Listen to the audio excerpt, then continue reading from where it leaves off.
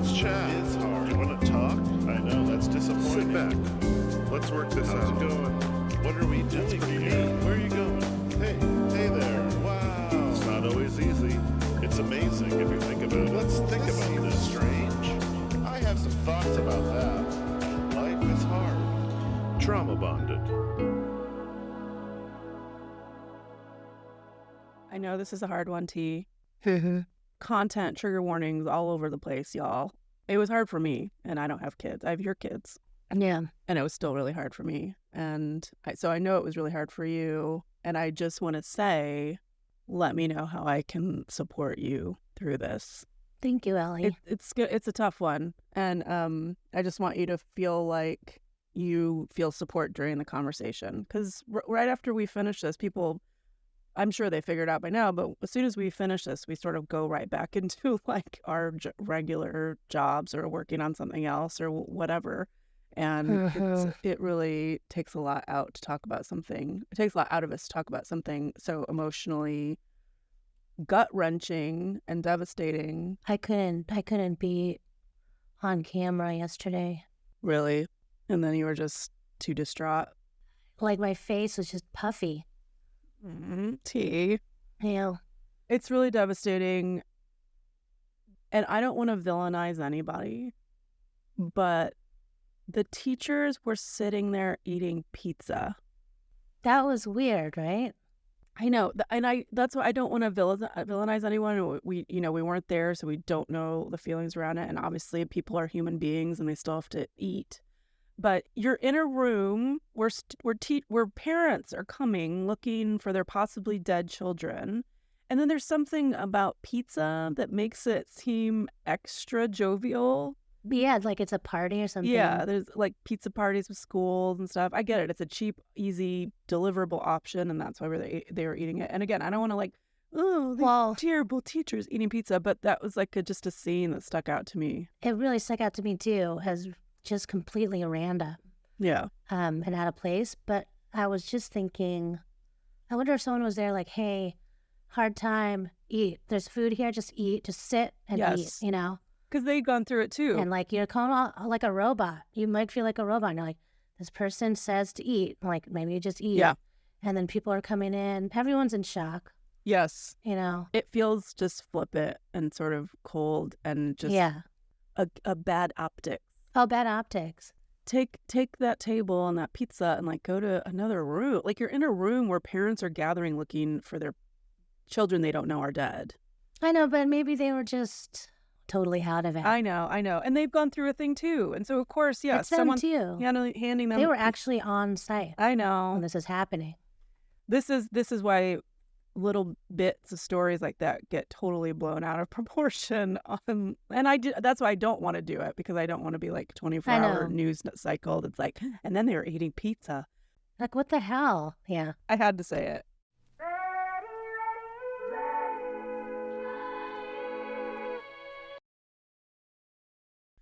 Welcome to Trauma Bonded. I'm Elly Westberg here with Therese Garcia. Hello. And today we're discussing episode 330 of the podcast. This is actually happening. What if your son was murdered at Sandy Hook? And that title is exactly what the story's about. It's very devastating. It's very difficult to listen to. So just proceed with caution, y'all. And unfortunately, we also are having a little bit of a party because this is the start of our season 2 for Trauma Bonded. Yay! And season 14 of This Is Actually Happening. So wow, it's really exciting to start a new season. This Is Actually Happening has a bunch of new stories that we're really excited to bring everyone. And it just feels especially poignant that we start with this one, especially considered last season. If you remember, T, we started with a season about a person that went to a school to shoot up the school, John Romano. And even though this story is now 12 years past, it still is devastating to hear. So everyone, again, just proceed with caution, and we're here with you. And here is a brief synopsis. Scarlett lived a quiet, idyllic life. She faced devastating loss in her parents' divorce when she was young, and then the loss of her own romantic relationships as an adult. But otherwise, she was educated, healthy, had a career and a farm, and lived in safety and comfort in a quaint New England town with her 2 sons. Life was good, full of love and life and light and cuddles, until December 14th, 2012. On that day, a man who was really a boy, armed with guns, murdered his own mother, and then went into an elementary school and murdered 20 children and 2 teachers. In this murder spree, he also killed Jesse, Scarlett's 6-year-old son. Out of this unimaginable pain, Scarlett created a curriculum to help teach students how to overcome pain with love in order to prevent future school shootings. She was also part of the lawsuit that brought Alex Jones to justice for spreading lies and false claims about the Sandy Hook tragedy. And full disclosure, I am the showrunner for This Is Actually Happening, and T knows nothing about anything. She comes in fresh, and this show, Trauma/Bonded, is for the listeners, a space where we can talk about each episode, digest it, and reflect on it with empathy and also a bit of levity. That's Trauma Bonded.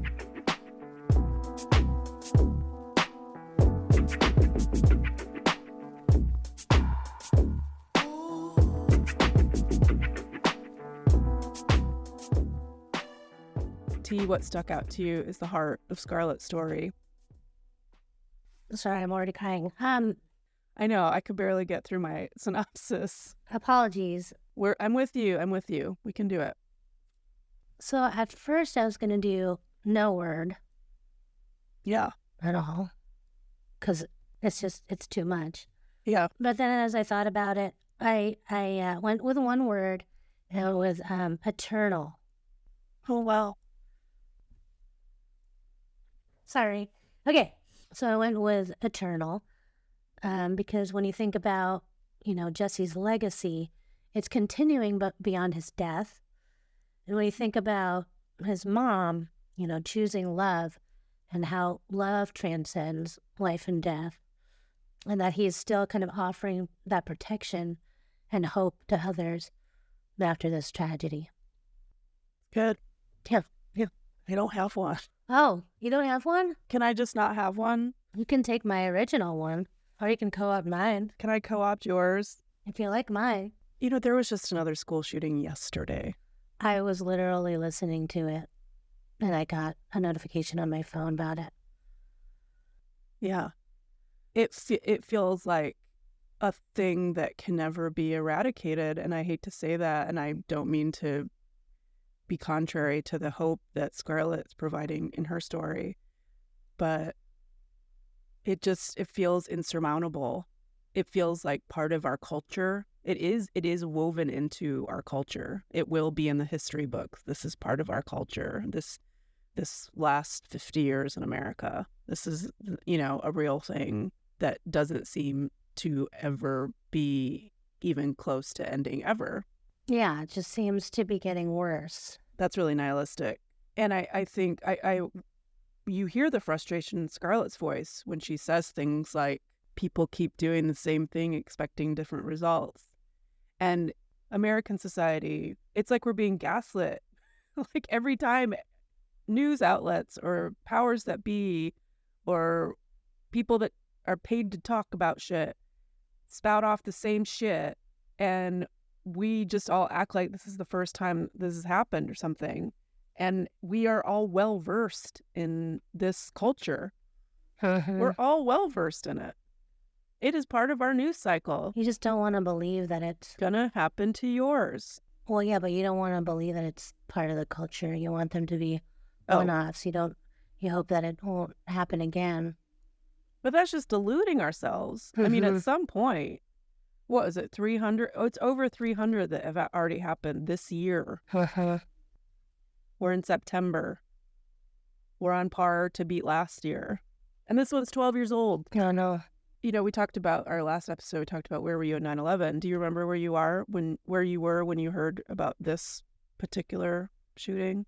There's something particularly devastating about thinking about 5, 6, 7-year-olds being mowed down in a school. And it was around Christmas. Like there's so many things that made it especially more poignant for me, I remember I was walking drunk down the streets in downtown San Francisco after our work Christmas party. It was a Friday, and we were walking to another bar, and it showed up. I remember clearly looking at my phone and seeing that it happened, and just being beside yourself with, how could this happen? This is repetition. How could this happen? How could this happen? How could this happen? Takes one bad actor that's been left behind in some way. And this one, it's Adam Lanza. So in a lot of ways, we're all really tired of having to process these. And Scarlett's message, her approach, her curriculum, it's as good as any, right? At least it's a bit pretty different. good. It's pretty good. It might not take into account like more rigid pillars of, impacts on kids' life, like racial inequality, wealth inequality. I mean, some of these things, some struggles that kids have and bring with them to schools maybe can't be overcome with a message of love. Like, they're dealing with a lot of shit. They might be dealing with a lot of shit. Yeah, I mean, I think that she tries to address that in the curriculum. Well, and I don't know if I could say this, but let's be fair. Like, it's not usually the disenfranchised kids that are coming and doing the shooting. It's usually the ones that appear to live in sort of privileged settings. They're white, they're middle class, upwardly mobile. They live in a family, in a home with parents and guns. I don't know. I'm not chastising her approach at all. Just on some level, it does seem possibly ineffective for things that are very, very deep-rooted causes of why kids are so sad and upset and angry. Let's talk about Scarlett's story. Yeah. Her dad's from Arkansas, Northwest Arkansas. Shout out.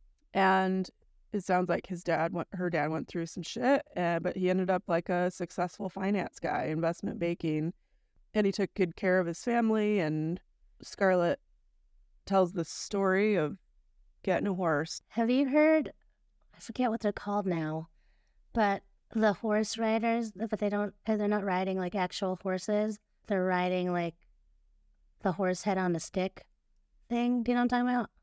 Oh, like Harry Potter cosplayer kind of things? No. They play like Quidditch? No, this is actual hobby horse. Have you heard of it? No. It's like medieval jousting? No. It's like actual, like if you had a horse and you were going around an obstacle course. Yeah. But it's a horse. You're trotting with your own legs? Yes, that's right. Do you get judged on how much you appear to be a horse? I think you get judged as you would on any actual horse, like your jumps and. What's the point of the horse head? I just sent you a link. I know like nerds at college ride around sticks acting like they're playing Quidditch, but that's as much as I know. No. That's maybe better than this. Just take a look at that real quick. But it's called something like hobby horsing. You've never heard of this? No. If you need a respite from listening to these episodes, go look up Hobby Horse Championships on YouTube. Good God. It's really hard. It's hard to be funny on this one. No. So, long story short, her parents divorced, and when she's in high school, it's really devastating.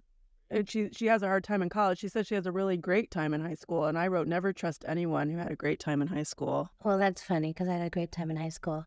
Scarlett gets kind of what sounds like really, really nicely successful. She's got a farm in Connecticut. She's got an apartment in New York City. I mean, that's like young Elly's, favorite life. And then her mom, she mentions her mom's opens an antique store. It's like a series of Hallmark movies. Yeah. Like, I think really great. The whole point of this opener is that she is a person that we perceive to sort of have it all. She's living the dream, really. Living the dream. Yes, she's gone through loss in the form of romantic relationships, but it's produced these two wonderful sons that she loves and is able to really, it sounds like they had a really sweet, open, loving relationship. And it feels like, I mean, this is a beginning, this is an opening, this is a setting that just shows the highest highs of life. And you know what happens when you set up a story with Yeah. someone living their best life. It's gonna get devastating real quick. But it just reminded me to kind of appreciate those moments, you know? Like, I don't know, when you're hanging with your fam or your kids, and maybe they're, whatever it is, maybe you feel bored or annoyed or, They're being little jerks, yeah, stuff like that. And really, they're just like sweet and little people trying to little, figure it out. just trying to do the thing. And she just described some moments that are just like nice. Like he's just a cuddly guy and they have their mornings. You know, I love those. That made me think about you a lot. Every morning.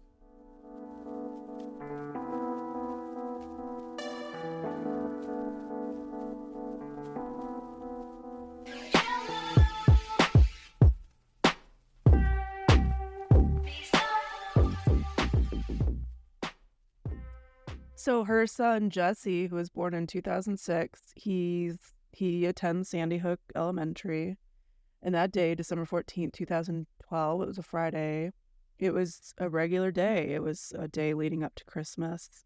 They had plans to make gingerbread houses, and she talks about those last moments that she has with him in the morning before he says goodbye, and he's written in the snow on her car a message of love.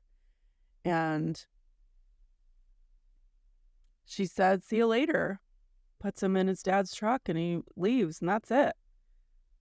No idea that that was the last time that she was going to see him alive. And why would she? She lives in Sandy Hook, this quaint, quiet, upwardly mobile New England town, small New England town, a safe, perceivably safe little New England town. And she gets to work, and immediately people are saying, did you hear the shooting at Sandy Hook? And, you know, it made me think, like, we all have a Sandy Hook. Rohnert Park is a fucking Sandy Hook. It's on the West Coast. But it's a bedroom community for a bigger city. Yep. It's safe. Family It's friendly. upwardly mobile. Yeah, family friendly. You know, all of us have a Sandy Hook. So I just want everyone to think about what is that Sandy Hook in their life, that town that they know of, and realize and to know that it's false to say out loud it could never happen here. Know that it can. And I think by listening to Scarlett's story, that is proof that it can. It can happen anywhere. It can happen to any of us. And that's what makes it so scary. But that's how we can also think about being more vigilant and think about being more in touch with those little moments that you were just talking about, T. Like that we live in the moment and we don't take it for granted because it could be gone in a second. Something has happened, and you know, this is the madness of these things. As they're unfolding, we don't know what's going on, but she sounds like a calm, steady woman, so she's gonna not be afraid. She's just gonna get herself to the school and see what's going on. And it happened in 2012, where we're not used to this happening every single day, right? Yeah. So there's, Yeah. you know, there's not that panic. I mean, I got a message, I think it was 2 years ago, from the school. It's like schools are on lockdown for some reason. There was a threat. Somebody was armed or something. And you know, like the first thing, because it's just so, it happens now. That It you know, I happens. just jumped out of my seat and I was running, Yeah. you know, to where I had to go. What goes through your mind? Well, for me, it was, I need to go straight to my child. Yeah. And we're gonna talk about that in a second. But she says it herself, you know, she's got this 45-minute drive to school and she is trying to make sense out of nonsense, which Mhm. I think is a really amazing way to put it. And again, this rings true about Kayla from last week, when the planes to the World Trade Center. Like, we're trying to make sense out of nonsense. We know that there's chaos erupting all around us, but we don't know what's going on. And I think too, the reason Sandy Hook was new and prolific in its occurrence is because I think in some ways up to that point we just thought of school shootings as like a high school, a middle school. It's just disgruntled Yeah. teenager taking it out on their peers, maybe people that have made them feel bad or bullied them, etc. I don't think it ever entered our imagination that someone would go after little bitty kids. Yeah. They're little bitty. They're not so even- innocent. They're so innocent. They've done nothing Yeah. to you. Yeah. And we just didn't think it would enter into that space. We really thought it was confined to kids in puberty or kids that have gone through puberty, as if that was part of the problem. You know, she gets to the school and she describes the scene, and her point of view is just to get Jesse. And I can't imagine this point of getting there and not being shown my kid immediately. Yeah. How did that make you feel thinking about that, putting yourself in those same shoes? Like, she sat and waited all day. How would you handle something? How I mean, yeah, just give me my kid. Just give me my fucking kid. I don't know how, totally helpless. Yeah. you know, where is he? And she just decided to wait. And there are rumors. Maybe he's hiding. You know, they ran into the woods when the gun went off and he's hiding. And that makes sense. Mm-hmm. Yeah. And they wouldn't let her in the school. It's sad that there's been so many that I don't remember which one this one was, but the mom, you might remember, but the mom, like, they didn't let the parents in, but she went directly in. She just got herself in there, grabbed her kid, and got out of there. Uvalde. Yes, that's The right. Uvalde in Texas. Yeah. The one where the cops waited like an hour before Yeah. they entered the building. And didn't she defied like the cops and went in, right? She went in, I think, before them. Yeah. I don't remember the story exactly either, but to me that rings normal. Where's my kid? I brought them here to you. Quit keeping me from them. I'm coming to find my kid. I'm coming to find my know. kid. I know it's chaos and it'd be a whole thing, but like that need to go there and just, like, I don't care. I don't Yeah. care if the shooter's there. I will go, you know. Yeah. If he's in there, and there's a shooter in there, I want to be in there. I Yeah. want to be in there with him. Yeah. And her older son is in the middle school, which is like a half mile away, and he wants to come. And I thought this was such a sweet moment when she says, yes, let him come. Jesse's going to want to be with his Yeah. big brother. Yeah. Devastating. You know, she discovers, you know, or she knows that Jesse, they called him Jesse the Protector. So she believes that he's going to be okay. And not only that, but that he probably led the kids out of the building. He's the protector. He's making sure everything's okay. So she's just not worrying. She is worried, but she's not gonna worry. And there are parents, you know, these teachers are eating pizza and the parents are angry and demanding answers. It's just madness. So she doesn't want to be in this space, and I appreciate that. I wouldn't want to be in there either. And they just set up in the parking lot and wait. And I'd be going insane. yeah, I can't even imagine. The police approach for a picture, and then, you know, the alarm bells are probably starting to go off at this point. And then when they asked for other identifying marks on his body, that's when she really knew this was not going to look good. How could you have sat there all day? It's just a big note I have in my notes. Well, one thing too is, like, she was really aware of how she was responding in front of her first son. Yes, that was my next note. I had to turn the page. She kept her cool because she's modeling behavior for her older son how you act in a crisis. She had to keep herself together so that he could see that she was calm. So she was holding herself together for him, and she had no idea what was coming. And then just some random person approaches you and just says it to you. Why wouldn't they want to choose someone Yeah. who could deliver that message? You know, it just seemed like it was like they needed to check the box, inform the family, okay, do this, that. It's like, Well, they've kept them waiting so long. At some point, there probably is some sort of just, we can't keep this from them any longer. We've got 20 families to inform.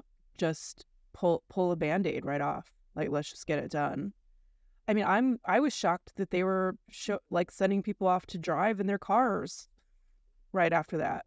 Hey, your kid's dead. Here's how you're going to get out of the parking lot. But that's the problem with even tragedies like this. It's like life does go on.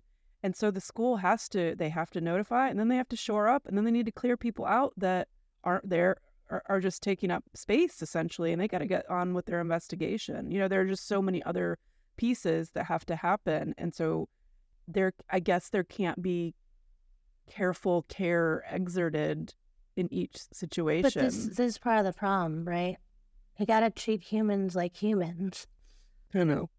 And I think that's what a lot of what her thing is like, you can choose to be kind and loving.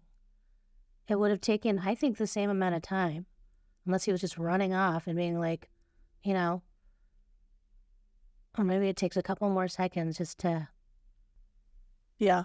you know. And we don't know exactly how it went down. I mean, if it's someone that she doesn't know, her memory of the story is going to be, it's just a person that told me this, and they're probably exiting the situation right away so that you can be with your family or whatever. I mean, I don't know. I would just have so many questions right away. Like, how do you just get that information and then leave? Yeah. Yeah. There's nothing for you there anymore. There's no reason. It's so lucky that she had so much family around her. Yeah. I mean, if you have But they questions all- and stuff, it's fine. Like, you'll have questions, but like the most important thing Is is gone. it's gone. Yeah. So I'll deal with my questions later, Yeah. you know? And at this point, she thinks, it seems though in the story, she's thinking like it's just Jesse that's been lost. No, that's not true. She doesn't fully understand what's happened here, but she sees other families being devastated as well. I feel like that was something that she noted. She sees her brother is there, her mother, her ex-husband, Jesse's father is there. And she gets in the car and she looks back and sees this car seat. God. Yeah. It's like those moments, just like holding their hand, and that's what you do. And she couldn't go home. The absolute silence of the absence of a 6-year-old. That's definitely notable. So 26 people were murdered, 20 first graders and 6 staff. And 28 died because Adam murdered his mother and then himself. It's just too much. And they get back the contents of his desk, and he had drawn this, what they're calling a precognitive drawing of how he died, the angel and the bad man. What did you think about that, T? You think that's a real thing? I don't know. I was pretty shocked that he like drew a picture of how he died, basically. Yeah. Precognitive drawing. They think that Jesse directed his classmates to run from the room. There is a particularly traumatizing scene, part of the story that she tells about the shooting, that I'm sure all of us had a really hard time picturing, the scene in the tiny bathroom. Just the pure terror. How much in pain you'd have to be to see a scene like that of these hysterical, terrified kids, and Yeah. to just callously shoot into a pile of little bodies. It's just it's Yeah. it's unimaginable. Yeah. It's the most violent representation of evil. I'm not saying that Adam was evil, but what came out of him was. That is pure evil. Totally. Yeah. We're not doctors. We can't diagnose him. We don't know what he had gone through or what he was going through. But any of us that has any sense at all would recognize that as a truly heinous act. She found these 2 notes in her house from Jesse, and pictures of those notes will be available. And this is actually happening on Instagram. They're available today. Please go see the photos on this is actually happening Instagram. You can see photos of Jesse and Scarlett and these 2 notes. One, the nurturing, healing love that was written phonetically on the refrigerator, right? Yeah. Or in the kitchen or something. And then have a lot of fun, which is a note on his brother's desk. And these 2 notes are messages to Scarlett from him about how the world's supposed to be. We should be engaging in healing, nurturing, healing love, and having a lot of fun. And I think that's pretty succinct. Kids should, anyway. We all should, but definitely kids. Ugh. The wake, the viewing. Yeah. To walk into that room and see the casket and to know that he's in there. I don't know. I mean, that takes, I feel like that took a lot of courage.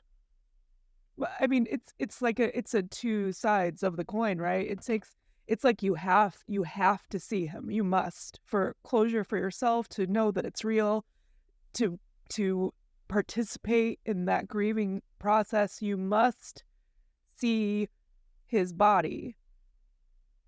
But still, the amount of courage and resolve and will to be able to do it and not lose your shit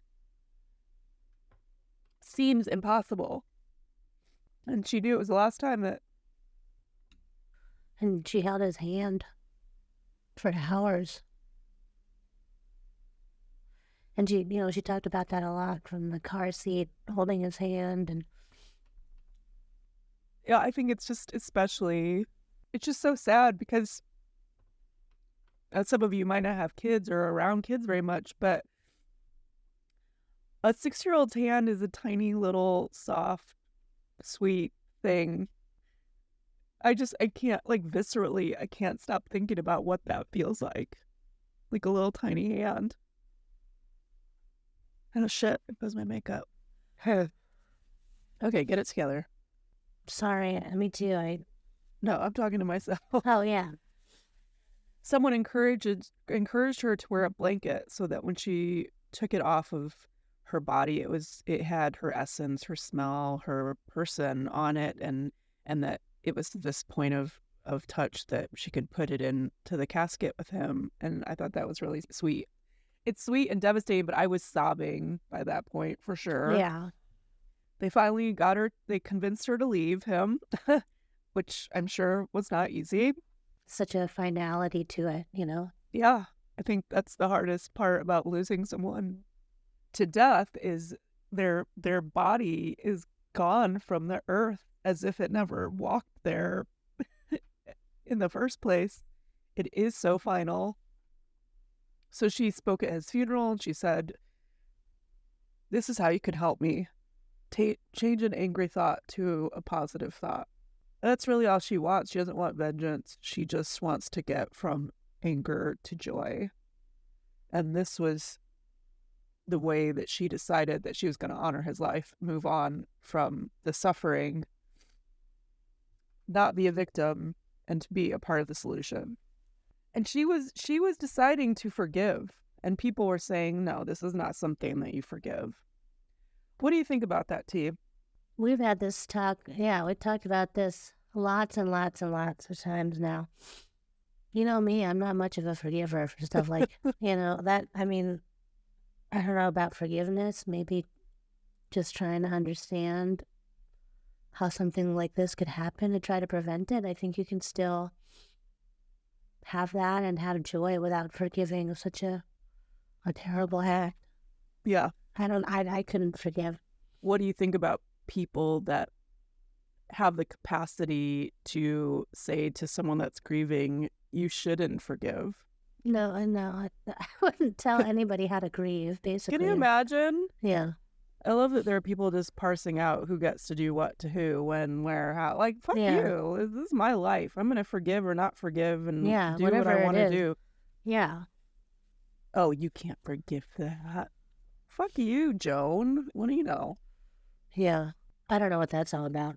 Scarlett is going to do what Scarlett needs to do to get through it, Yeah. no matter what people are saying to her. And people have opinions about it. It's a very charged topic. And it's very devastating what happened to her, but also on a bigger level, what's going on in this country. So people have feelings about it. She wants to address the root cause, and she thinks it's lack of love. And so as a way to heal, as a way to be a part of the solution, she decided to develop this curriculum. And there's this point where she's talking to a news reporter, and she says that she's taking her responsibility in it. What did you think about that? That she believed she needed to take responsibility. Her mother thought it was batshit, Yeah. and told her to never speak like that again. And I understand that point of view completely. What do you think of it, T? I mean, there's the idea that we live in a world that we create, right? And that's why we try to be involved. That's why you vote. That's why whatever you try to make the changes necessary to make the world a better place, you know? Be the change you want to see. Yeah. I mean, maybe that's how she was feeling about it, and it motivated her to do this. Well, people say that change can't happen until someone takes responsibility or accountability for how it's been. And I think her point of view is no one else is taking responsibility. Yeah. So yeah. I'm going to fall on the sword. I'm going to put myself on the cross. I'm going to do it so that it's done. And then we can be a part of the solution going forward. Mm-hmm. Yeah. And I think part of it too comes down to how we view ourselves in our community. She's saying Adam Lanza was her neighbor, also went to the same school. He was in and around her, part of her community. Do we all have a responsibility to see the ones in pain around us and among us and look for ways to help them? Is that on all of us? Then I'm seriously asking, is it? Yeah. If we don't take care of the most injured among us, eventually that might bleed into our own families, our own circles. At what point is someone's having a hard time worth your own attention? And does it have to be until after you lose someone so close to you? Yeah. It is, and she says this, it is so much about prevention. I mean, it's a better way than I'd say a lot of people just avoid, right? Avoid the people that may seem like they're in pain. Avoid And say, I'm going back to the safety and comfort of my own home and my own family. Yeah. But as soon as those worlds collide, then you're sat wondering. You can't avoid it. You can't avoid it anymore. So if we see something, we say something. I mean, these are messages that we've been hearing for a while now. You see something, say, usually in the context of terrorism. If you see something, say something. Yeah, that's right. But it's stories like this that remind us that we are all incredibly closer than we even realize. We are not separate. We think we have ours, mine and my stuff and my family and my dogs and my house. Mine. And everything is safe and happy and full of love and happiness and joy and mine. But you don't live in mine all the time. You go out into the world and you come across you, and it happens all the time. And unless we want to like go into our own bunker under our house and never see the light of day again, we have to figure out how we make a community work for all of us. Because the lowest among you, in your perception, the most ill, or can I say deranged or upset or hurt or whatever it is, eventually they could come and interrupt your happy, peaceful world. I mean, it's shown all the time. That's what random acts of violence are. How do we stop them? How do we prevent them? We just realize that they're not so random. It's not random. If the least among us is not doing well, then that should be something that the rest of us are concerned about. Yeah, let's not send... Sorry to say, it's in the Bible even. Yeah. You should be taking care of the least among you. And when I say least, it's not a judgment. I'm saying the people that are struggling financially, mentally, with pain, with whatever it is that they're facing. If we don't take care of them, it will impact us eventually. It is tried and true. That's what society is. That's what a community is. And that's why instead of looking at judgment and going, it's never going to happen to me, I raise mine, I take care of mine, someone else that you didn't raise will interact with your family. How do you want them to be? Yeah, I mean, there's tons of thoughts and prayers after the fact. Yeah. You know, thoughts and prayers and some action would be nice before. But I think I'm hoping that I'm noticing, like, education-wise, there's some changes at schools these days a bit around, like, people who feel more left out or trying to be more exclusive and building a more, an environment that's more like you feel more like you belong. Yeah. Is that, I mean, you are in and among these spaces. Is that true? Is that actually happening? I've noticed that a little bit more these days. Carlo was telling me that there's a bench that and they don't even say, like, if you don't have a friend or you feel left out, he was like, if somebody doesn't know what they want to play, like can't decide who they want to play with, they sit on this bench. And I was like, oh, that's so cool. Like, have you played with anybody there, or have you ever sat on the bench?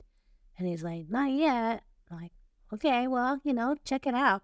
And I think when you're saying, like, we raise our own kids and we're in our own bubble, yeah, you could raise your kids to be more inclusive and check out, the folks that aren't the loudest or the most popular or happiest folks, Yeah. I know even Harlow, he's a little bit more on the quiet side.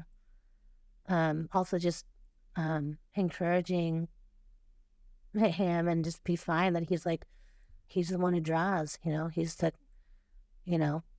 kooky funny guy doing his thing. It's okay to be independent sometimes. Yeah. So Scarlett is asking us to consider school safety in a different way. And this definitely is a shift because, it's been a long time since I've been in school, but there definitely is a separation that exists in school, in my experience, of the academic from sort of your personal life or your lifestyle or your home life. And that feels intentional that was set up that way because they don't want teachers to have to be parents. So it's like, we're just going to keep this about education and academics. But what happens is then kids haven't been taught how to cope. There's not whole life skills happening. Yeah, there's a whole, like, social emotional learning piece that I think they've really been focusing on that we didn't school. get. I did not get that. And No. I was certainly sitting on that bench all alone, but nobody's approaching me. We were taught how to balance our checkbooks. I remember that specifically. But it's for kids to exit school and be capable, healthy, happy adults, there has to be more this wholeness, this whole life It's like education. a holistic. Yeah, and not just focus on academics and education. Because, and also, I mean, I don't know. Are our kids being raised by screens? Are they being raised by iPads? Are parents teaching them about how to cope and how to have self-worth and self-love and to take care of others? Like, are they teaching them that? Is it up to teachers and schools to teach these things to kids? I mean, this is where we're at, right? Kids nowadays are having it a little bit easier than when we had it, when it was just like, But also harder because of the internet. I mean, it's like a blessing and a curse. but also hard. It's complicated. It's complex. Yeah. Because there's so many weirdos, like, social things they do on the internet, like Snapchat. What is that? I don't know. Do you? I don't really. Like, there are new ways to bully the outsider type kids. Yeah. I don't know, man. I mean, I'm going to say the same thing that I say for everything. The more that we keep shining light in dark places, the better. Just keep talking about it. Kudos to Scarlett for what she's done. They're now in 14,500 schools. It's around the world. It's a free program. That's pretty magnificent. And it's all been done through word of mouth. Amazing. That is amazing. Let's talk about Alex Jones. Yeah, what's that about? He is known for being a Sandy Hook denier. He lost a court case over slander. He said that there was crisis actors. They were basically hired child actors. That these people were not actually killed at Sandy Hook, and they were sued by parents and others. And he has a $1.5 billion lien judgment against him. Why deny it? One, and Scarlett talks about how earlier supporters of this point of view were young mothers, and they supported it. They believed what he was saying because it's too scary to believe that we live in this world where this could happen. I get that. He's making this about the government sent actors to get your guns, to get your GUNS. And she thought, or Scarlett thought, part of this lawsuit, she thought that taking Alex to task would help him, that he could be able to see the error of his ways. You know, what's fucked up about someone like Alex Jones is his whole persona is about lying and inciting anger in the masses. And he thought he could get away with this because he's not the only online quote-unquote news personality that does this. This is pervasive in our news. That's why it's become such a shitty area for the truth. It's people think that there are people that get away with telling lies, and it's the culture of some news corners. And the thing is, the truth does come for you eventually. Eventually, this lawsuit went through. There was a judgment for the plaintiffs. He's having to pay this money, but the damage has already been done. Those lies and non-truths and absurd conspiracies that get peddled in those news corners are deeply damaging to our society. And I think it's long overdue to have them plucked out. I'm not entirely sure how to do this, but there has to be more regulation about what comes out as news. And there has to be more swift enforcement of, like, libel and slander issues. You know, the fact that he kept saying this over and over and over again for a time before anyone stopped him, and it took a lawsuit to take him to task to be able to, like, shut him down. And even after he was originally sued, he kept digging his heels in. There has to be something to stop this sort of disinformation because it is incredibly damaging, and we've seen it in so many other ways besides what Alex Jones has done. How do we combat that? You know, these news, I keep saying it like that because I'm like, that's my putting it in air quotes. These news organizations, when they're pressed about spreading misinformation, they say, oh, we're just an entertainment show. And that's how they get out of shit. Just entertainment. I'm just talking, spreading my opinion. Why do they do that? Because they think that it gets them out of, like, a slander argument. Oh, no, I mean, why are they doing it? I don't know. For money, honey. Oh, okay. Ears, putting ears in seats. That's how I describe getting listeners for Mm-hmm. This is actually happening. We've got to put ears in seats. Yeah, Fox News makes a ton of money. Newsmax makes, I don't know. I don't want to get into the weeds about that stuff, but I'm just saying, you know, he that is part of the problem. And going back to what she said, that she hoped that, you know, bringing him to court and to justice would help him to see the error of his ways. He ain't.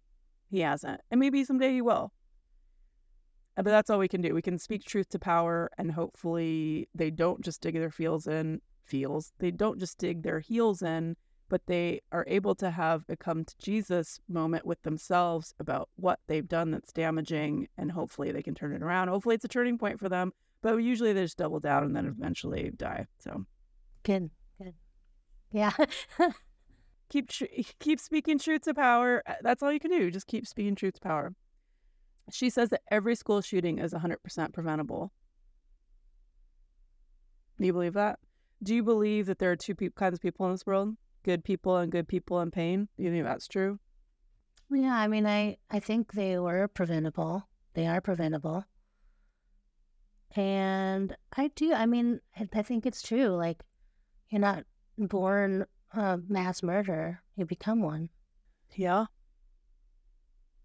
Right? For the most part, I would think so. I mean, there are a handful of cases of like There's maybe. born psychotic. Have you ever seen The Truth About Kevin? I don't know. I don't want to watch that. Or no, we need to talk about Kevin. Yeah. Maybe. Okay. So there's a couple of them. There are more gun, and I don't want to litigate the gun issue. We probably already litigated too much political junk as it is. Like, it's all done to death. Everyone's got their point of view on it. There are more guns than people in America. Whoop-de-doo. Things are getting worse. You're saying that they're getting better in schools. That's good. Well, I mean, some of the, classes and the way that they're teaching, I think, is getting better. I'm not saying. Yeah.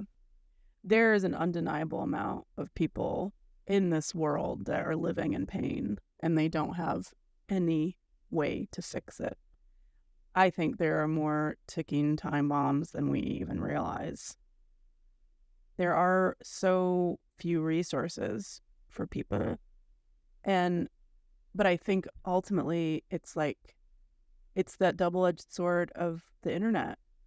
It can really expand our mind and bring us closer to people all over the world, but it can also really cause you to easily become more isolated. Yeah. And you can seek out dark corners that enforce maybe thoughts that you're having that are not good. Yeah. And then you're just living in your own mind. It's really difficult. So this feeling of loss for Scarlett never goes away. But she does see that tragedy provided this opportunity. And we all might have thoughts of revenge, but the best justice is being able to learn and help others. And this helps heal herself. She says that we come from love and that we go through life and we basically try to conquer and face life shit. And then she says in the midst of that, we should be able to return to love. Do you think that's true? We came from love? We come from love? I'd say so. That's where I came from. Where'd you come from? I guess. I can't remember. I think that's where I came from. I mean, you could start posing examples of kids that are born definitely not out of love. That could be. But I think the general idea that she's going for there is entering the world does require some bit of love from some party at some point, even if it's just the doctor that ushers you in. Love is the gold standard. Love is it. Love is it. It is. I mean, she's right. She is right. How does that look? How does that manifest itself? How does that parlay into policy? That's things to be debated about. Is love is just such a ubiquitous term that gets applied and misapplied and gets said but doesn't get acted on. I mean, it's so just broad. And hopefully, I guess, if we want to tear down the structures that we've set up in society that are damaging to us all and to children, doing that does require us to act out of love. We're acting out of love for ourselves, for our kids, for future generations. Yeah. Through that love, we're trying to change shit. You know, Right? being motivated by that more than like money or power or whatever it is. Money,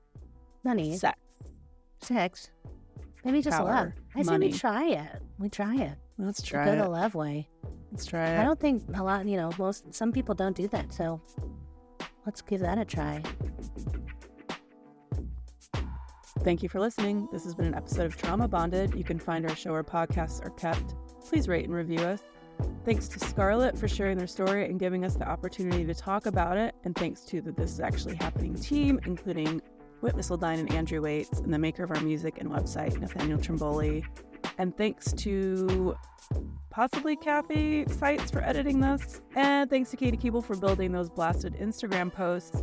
Forget the rest. Go to YouTube, baby. We have youtube.com/@simple trauma-bonded official. And that's good luck getting there. I don't know why it's like that. That's how it is. You can contact us at traumabondedpod@gmail.com and find us on Instagram at traumabondedpodofficial.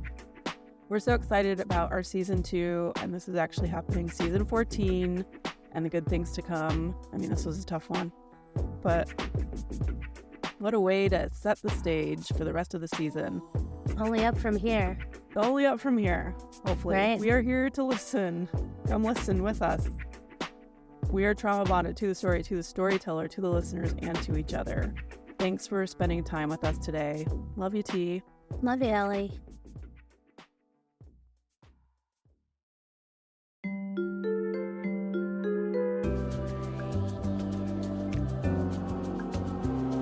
Good job. Hey, thank you. Hey, thank you. Okay. Have a good day. Thank you.